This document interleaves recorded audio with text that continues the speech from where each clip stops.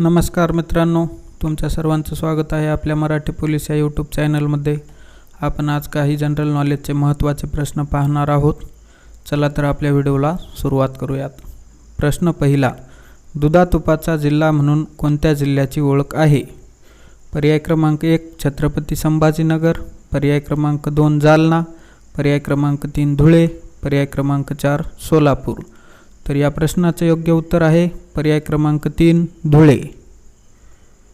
प्रश्न दुसरा, दरकेसा या टेकड्या खालीलपैकी कोणत्या जिल्ह्यात आहेत? पर्याय क्रमांक 1 गडचिरोली, पर्याय क्रमांक 2 गोंदिया, पर्याय क्रमांक 3 भंडारा आणि पर्याय क्रमांक 4 नागपूर। तर या प्रश्नाचे योग्य उत्तर आहे पर्याय क्रमांक 2 गोंदिया। गडचिरोली या जिल्ह्यामध्ये भामरागड, सुरजागड आणि चिरोली या टेकड्या आहेत। प्रश्न तिसरा, रेला हा पारंपरिक नृत्य प्रकार कोणत्या जिल्ह्यात प्रसिद्ध आहे? पर्याय क्रमांक 1 पालघर, पर्याय क्रमांक 2 चंद्रपूर, पर्याय क्रमांक 3 गडचिरोली, पर्याय क्रमांक 4 सिंधुदुर्ग। तर या प्रश्नाचे योग्य उत्तर आहे पर्याय क्रमांक 3 गडचिरोली। प्रश्न चौथा, महाराष्ट्रातील कोणता प्रशासकीय विभाग सर्वात मोठा आहे? पर्याय क्रमांक 1 नागपूर, पर्याय क्रमांक 2 पुणे, पर्याय क्रमांक 3 मराठवाडा, पर्याय क्रमांक 4 कोकण। तर या प्रश्नाचे योग्य उत्तर आहे पर्याय क्रमांक 3 मराठवाडा। मराठवाड्यामध्ये एकूण जिल्ह्यांची संख्या 8 आहे।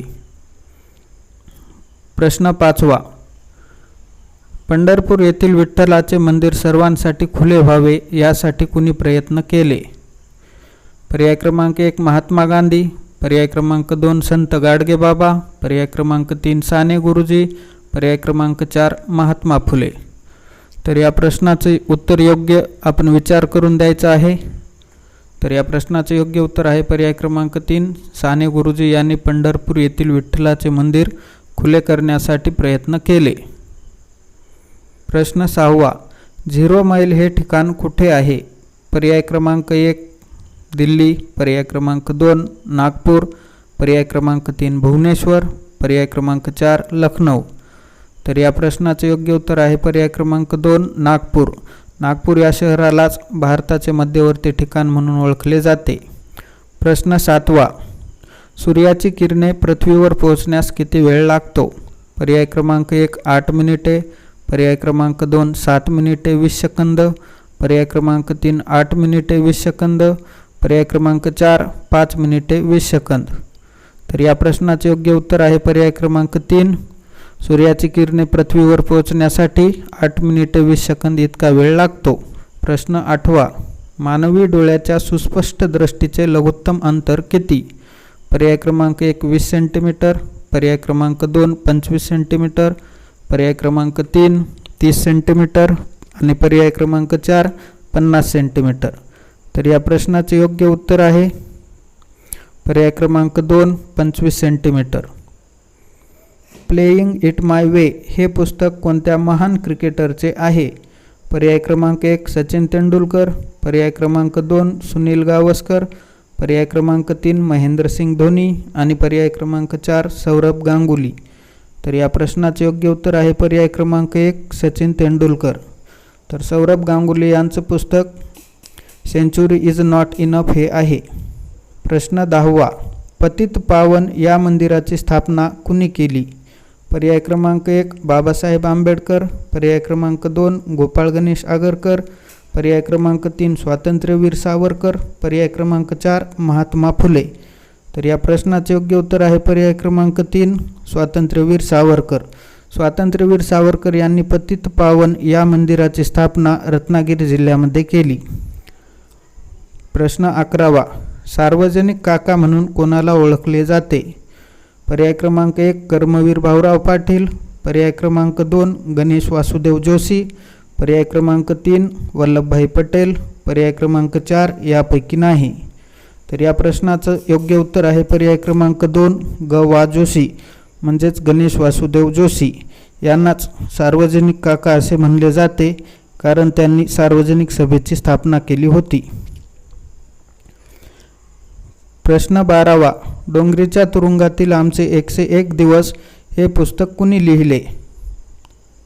पर्याय क्रमांक 1 लोकमान्य टिळक, पर्याय क्रमांक 2 गोपाळ गणेश आगरकर, पर्याय क्रमांक 3 महात्मा फुले, पर्याय क्रमांक 4 रघुनाथ धोंडो कर्वे. तर डोंगरीच्या तुरुंगामध्ये लोकमान्य टिळक आणि गोपाळ गणेशकर हे सजा भोगत असताना डोंगरीच्या तुरुंगातील आमचे 101 दिवस हे पुस्तक गोपाळ गणेश आगरकर यांनी लिहिले. पुढील प्रश्न, सार्वजनिक सभेची स्थापना कुणी केली? पर्याय क्रमांक 1 महर्षी कर्वे, पर्याय क्रमांक 2 गणेश वासुदेव जोशी, पर्याय क्रमांक 3 महात्मा फुले, पर्याय क्रमांक 4 डॉक्टर बाबासाहेब आंबेडकर. तर या प्रश्नाचे योग्य उत्तर आहे पर्याय क्रमांक 2 गणेश वासुदेव जोशी. सार्वजनिक सभेची स्थापना पुणे या ठिकाणी गणेश वासुदेव जोशी यांनी केली होती. प्रश्न 14वा, रयत शिक्षण संस्थेची स्थापना कुणी केली? पर्याय क्रमांक 1 अण्णाभाऊ साठे, पर्याय क्रमांक 2 ग वा जोशी, पर्याय क्रमांक 3 महात्मा फुले, पर्याय क्रमांक 4 कर्मवीर भाऊराव पाटील. तर या प्रश्नाचे योग्य उत्तर आहे पर्याय क्रमांक 4 कर्मवीर भाऊराव पाटील. प्रश्न 15वा, कार्निवल हा सण कुठे साजरा केला जातो? पर्याय क्रमांक 1 मिझोराम, पर्याय क्रमांक 2 सिक्कीम, पर्याय क्रमांक 3 गोवा, पर्याय क्रमांक 4 तेलंगणा. तर या प्रश्नाचे योग्य उत्तर आहे पर्याय क्रमांक 3 गोवा. कार्निवल हा सण गोवा येथे साजरा केला जातो. प्रश्न 16वा, पोंगल हा सण कोणत्या राज्यात साजरा केला जातो? पर्याय क्रमांक 1 केरळ, पर्याय क्रमांक 2 तामिळनाडू, पर्याय क्रमांक 3 कर्नाटक, पर्याय क्रमांक 4 गोवा. तर या प्रश्नाचे योग्य उत्तर आहे पर्याय क्रमांक 2 तामिळनाडू. पोंगल हा सण तामिळनाडू या राज्यामध्ये साजरा केला जातो. प्रश्न 17वा, कुचिपुडी हा नृत्य प्रकार कोणत्या राज्याचा आहे? पर्याय क्रमांक 1 आंध्र प्रदेश, पर्याय क्रमांक 2 कर्नाटक, पर्याय क्रमांक 3 तेलंगणा, पर्याय क्रमांक 4 तामिळनाडू. तर कुचिपुडी हा नृत्य प्रकार पर्याय क्रमांक 1 आंध्र प्रदेश या राज्याचा आहे. कर्नाटकमध्ये दशहरा हा सण साजरा केला जातो, तर पोंगल हा सण तामिळनाडूमध्ये साजरा केला जातो.